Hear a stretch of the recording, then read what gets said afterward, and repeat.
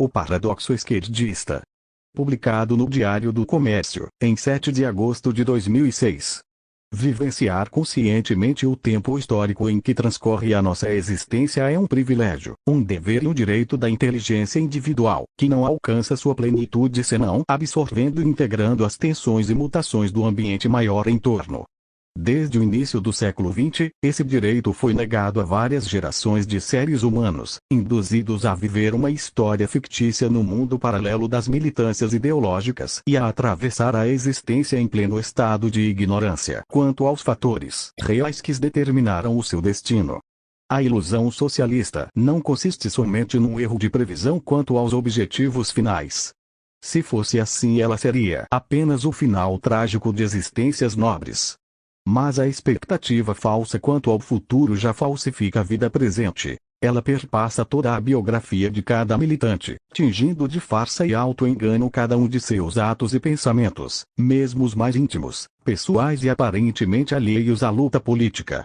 É só estudar as vidas de Marx, de Lenin, de Stalin, de Mao, de Guevara, de Fidel Castro, de Yasser Arafat, ou de seus acólitos, intelectuais, os Sartres, Brechts, Althusser e tutti quanti, para entender do que estou falando. Cada um desses homens que tiveram nas mãos os destinos de milhões de pessoas foi um deficiente emocional, cronicamente imaturo, incapaz de criar uma família, de arcar com uma responsabilidade econômica ou de manter relações pessoais normais com quem quer que fosse.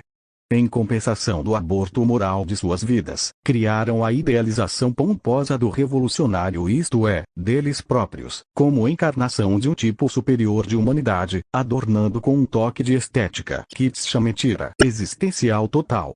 Eles não são personagens de tragédia. A regra essencial da tragédia é a ausência de culpa. O herói trágico não pode estar abaixo das circunstâncias, não pode ser um perverso, um fraco, um idiota incapaz de arcar com a própria vida. Ele fracassa porque entra em choque com as exigências superiores de uma ordem cósmica invisível. Seu único delito é não ser sobre-humano numa situação que lhe impõe desafios sobre-humanos. Mas perceber a falácia intrínseca da promessa socialista não é um desafio sobre-humano. É um dever elementar de qualquer inteligência média que se disponha a examinar o assunto objetivamente.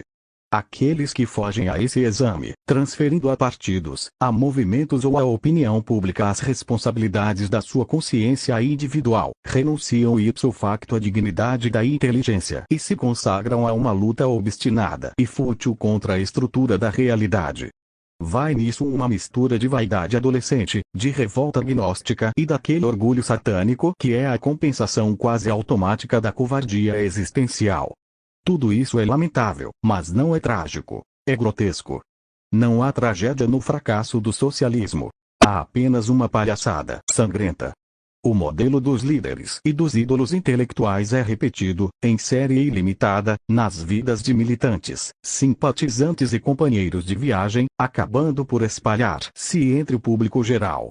O rancor sem fim contra pais e mães, a destruição da unidade familiar, o ódio às exigências morais das tradições religiosas, a busca desesperada de sensações por meio do consumo de drogas, a reivindicação pueril do direito ao prazer, a transformação do erotismo numa escalada de exigências egolátricas que começa no protesto feminista e culmina na apologia aberta da pedofilia do incesto, a disseminação de técnicas pedagógicas que estimulam a delinquência infanto-juvenil. Tudo isso é a projeção ampliada do estilo de vida dos grandes revolucionários, espraiada no tecido da sociedade ao ponto de já não reconhecer-se como tal e transfigurada num sistema de obrigações éticas, base de julgamentos, acusações, cobranças e chantagens.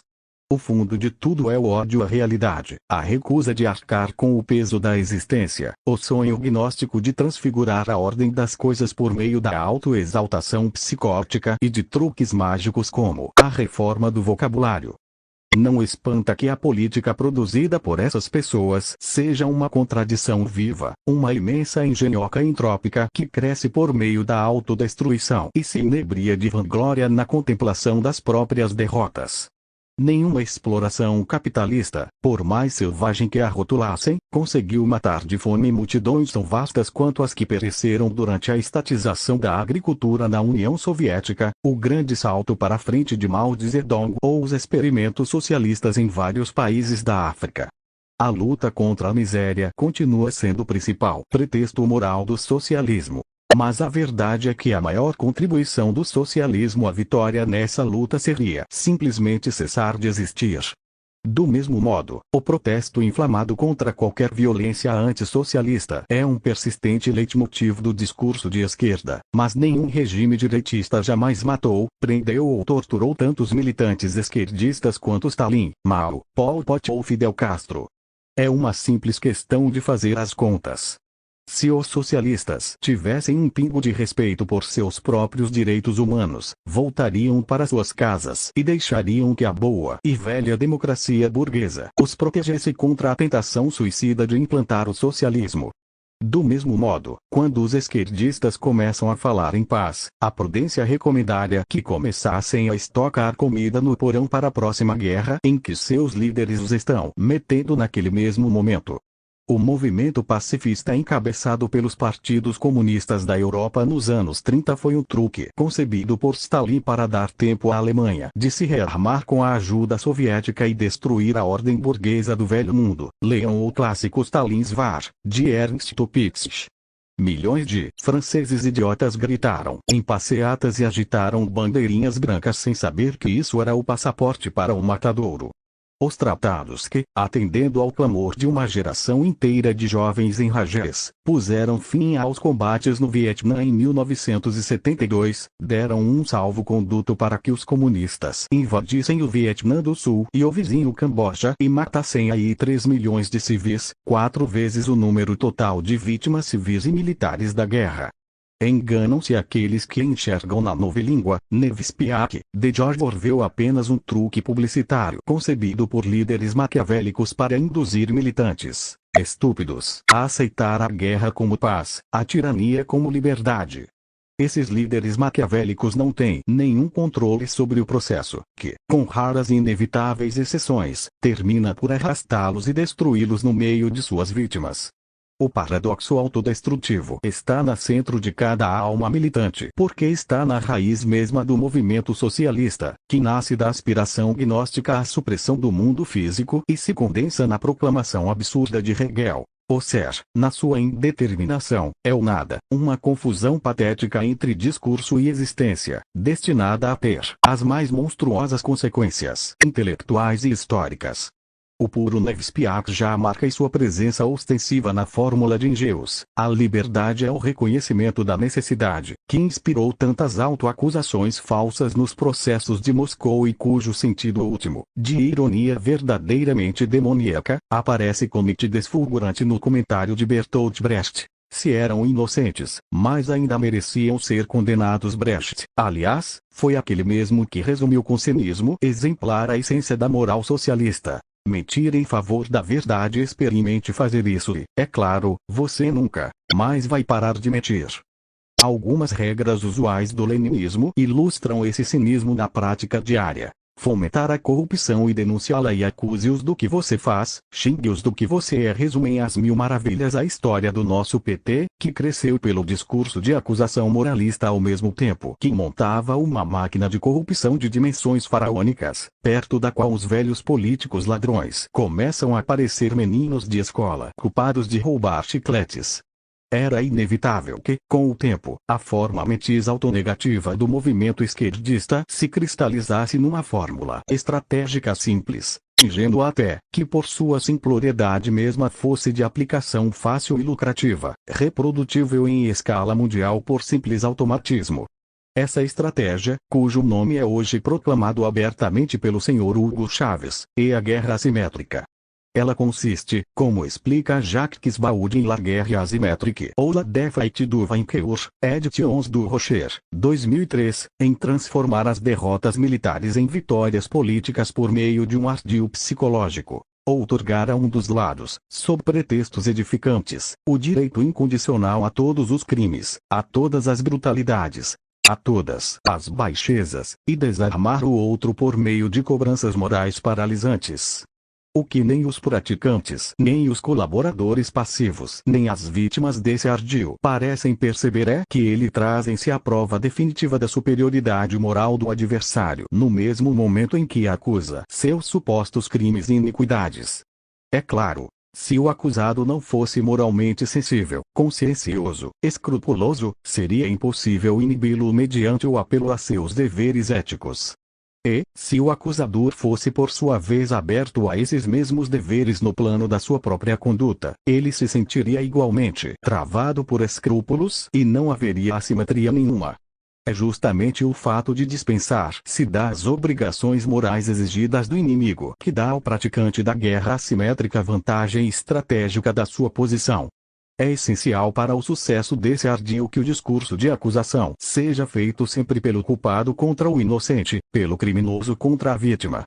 O público e a totalidade dos colaboradores passivos, usados como caixas de ressonância do moralismo indignado, nem de longe se dão conta disso, mas o fato é que, quanto mais veemente a acusação, maior a malícia do acusador, e mais irrefutável a prova de seus crimes. A assimetria consiste precisamente nisso. Um exemplo didático, colhido da guerra entre Israel e o Hezbollah, aparece no contraste entre as atitudes dos dois lados no que diz respeito às vítimas civis. Enquanto na mídia ocidental os israelenses são condenados como monstros porque mataram acidentalmente 30 civis no bombardeio, em países islâmicos as matanças deliberadas de civis israelenses pelos mísseis do Hezbollah são comemoradas como atos meritórios. Se o leitor duvida, veja o documentário em http://pmw.org.il/boletim Saúde 2006 HTMB 020806. Os terroristas sabem que as nações ditas infiéis, pecadoras, têm sentimentos morais, enquanto eles próprios, os santos, os eleitos, não têm nenhum e não precisam ter nenhum. Sua moral consiste apenas na glorificação descarada dos próprios crimes, e é ela que lhes dá a vitória na guerra assimétrica. Outros exemplos, ainda mais eloquentes, estão nas fotos que ilustram esta página.